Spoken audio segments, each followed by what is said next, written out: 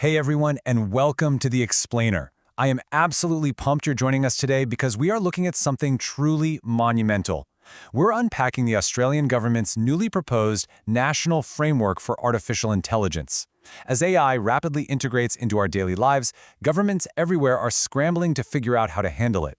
But as we'll see today, based on a recent address by the Prime Minister, Australia isn't just looking to manage AI, they literally want to write the rulebook. To figure out how they plan to balance all this crazy tech innovation with some strict national guardrails, we're going to follow this blueprint. First, radical standards, then sovereign AI, protecting creators, powering data centers, future jobs, and finally, a unified framework. Okay, let's dive into this. Section 1. Radical Standards, a History of Reform. Now, the government is arguing that jumping into ambitious AI regulation isn't actually some huge leap into the unknown. It's really just the next logical chapter for Australia. I mean, they have a long history of setting radical global standards. Think about it. The 8-hour workday way back in the 1800s, a totally radical idea during the Industrial Revolution. Then came Medicare in 1984, universal superannuation in the 90s, and flash forward to 2024 with the highly discussed social media ban for kids under 16. The point here, Australia doesn't just borrow ideas, they build them, and they set standards that the rest of the world eventually looks toward. And that brings us to a pretty powerful analogy from the Prime Minister. He drew a direct line between where we are right now with AI and how the world responded to social media a decade ago. He basically said, imagine the difference it would have made if these limits had been put in place when the world first grasped the risks, instead of trying to walk back the damage years later.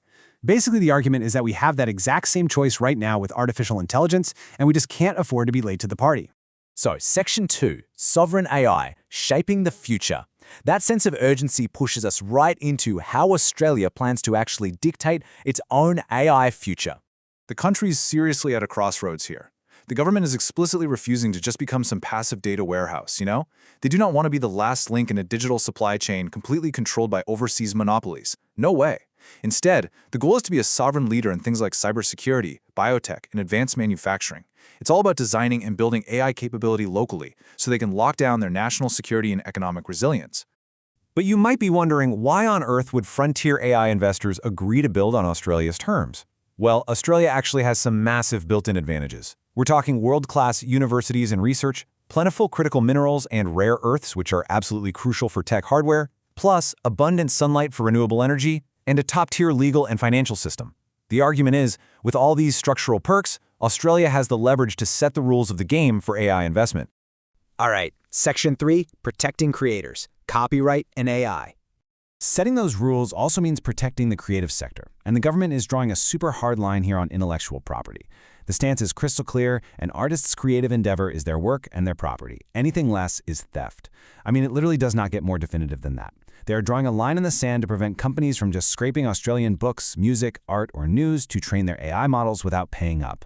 So what this really boils down to is artist control. It's a proposed legal mandate to make sure creators keep ownership over their work, including its price and its value. If you're a creator tuning in, this is huge. It means your hard work isn't just a free-for-all data buffet up for grabs by AI developers.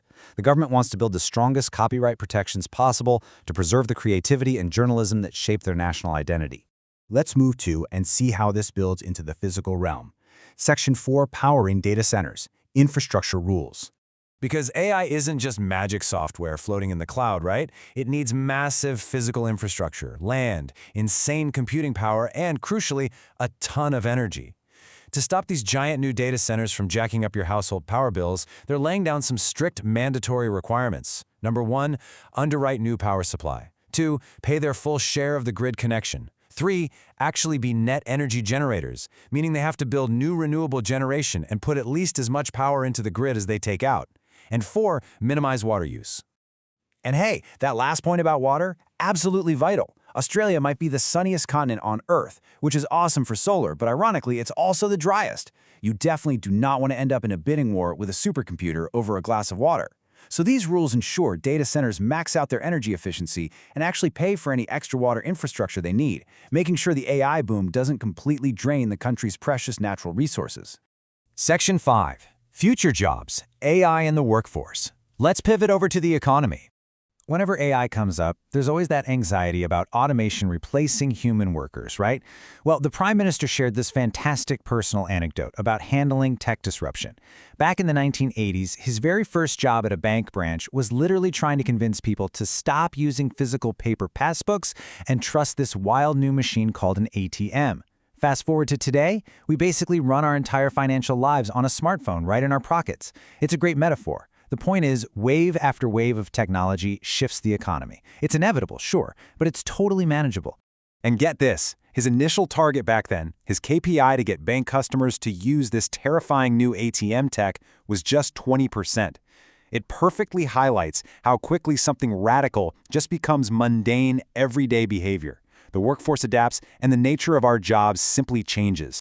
And we're actually seeing this happen right now in real time. According to recent data from the Department of Employment, AI is definitely changing traditional roles, but at the same time, graduate employment is staying high, software and tech jobs are growing all over the country, and national unemployment is near historic lows. So the government's take, driven by the data, is that AI shouldn't be treated as a threat to our livelihoods, but as an instrument to create secure, fulfilling jobs for the next generation. All right, bringing it all together. Section 6, a unified framework, whole of government.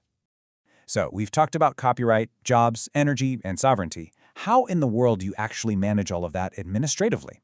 Well, because AI touches literally every single part of society, going issue by issue just doesn't cut it anymore. The government is stepping up by putting an Office of AI right inside the Prime Minister and Cabinet Department to coordinate a true whole-of-government response. It's brilliant, really. You've got climate change handling the power grid, the Attorney General aggressively locking down artist protections, the Treasurer on economic productivity, and Defense tackling national security alongside international partners. Which brings us to the core ambition of this whole policy.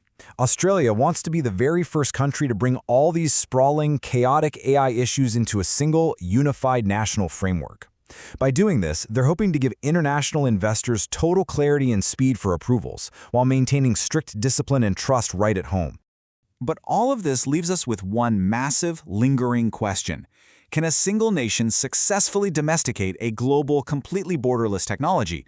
Australia is placing a huge bet that with its natural resources, its history of radical reform, and a unified government, it can set the terms of its own future rather than just letting the future shape it. Whether this incredibly ambitious blueprint actually works, well, the whole world is going to be watching. Thanks so much for exploring this with me today, and I'll catch you in the next explainer.